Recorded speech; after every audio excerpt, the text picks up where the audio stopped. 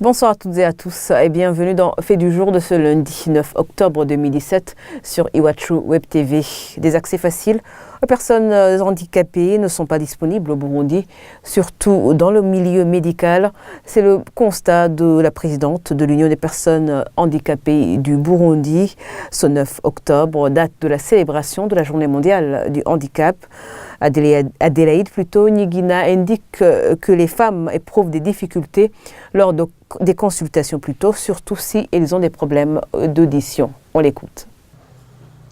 Le matériel lié à l'accouchement, ici au Burundi, c'est un matériel qui n'est pas approprié. Et surtout pour ceux qui ont un handicap physique, qui nécessitent des lits, c'est-à-dire les lits qu'on peut mettre par terre et après surélever pour la consultation des femmes handicapées qui viennent pour la consultation prénatale ou pour l'accouchement.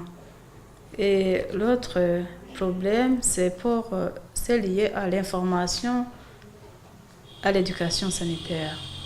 Il y a une catégorie de femmes handicapées qui éprouvent un problème pour avoir des informations nécessaires en rapport avec la santé de la reproduction, et notamment les femmes qui ont un problème de l'audition.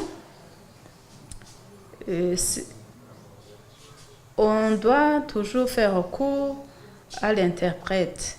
Et si l'on fait recours à l'interprète, vous savez que l'interprète peut modifier l'information que le propriétaire de l'information pourrait transmettre. Pour Adélaïde Nigina, les infrastructures devraient être aménagées pour leur en faciliter l'accès. Elle appelle les autorités concernées à acheter du matériel médical destiné aux personnes handicapées. Je propose d'écouter encore une fois la présidente de l'Union des personnes handicapées au Burundi. S'il y a lieu, nous demandons qu'il y ait la formation des prestataires pour l'accueil ainsi que l'échange et la consultation des femmes vivant avec un handicap. De son côté, le ministre de la Solidarité et des Droits de l'Homme, Martin Nivyabandi, annonce qu'il y a un projet de loi en faveur de ces personnes handicapées qui sera bientôt envoyé à l'Assemblée nationale. Il espère que les députés ainsi que les sénateurs prendront en compte la situation de ces femmes. Je propose de le suivre.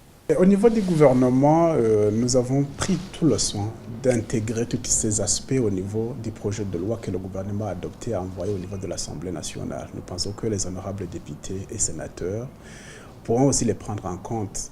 Et une fois qu'ils analysent et adoptent cette loi, tous ces aspects, les aspects de mobilité, les aspects de protection, les aspects de construction des infrastructures publiques, les aspects de transport, tout cela, nous les avons pris en compte. Mais vous le savez, c'est un processus, puisqu'il y avait des infrastructures qui sont là depuis des années de la colonisation. Et les changer, ça demande beaucoup de moyens, mais c'est un processus sur lequel nous comptons. Et tous ces propos ont été recueillis par Dorine Niyungeko. Et c'est ici que prend fin le fait du jour. Merci de l'avoir suivi.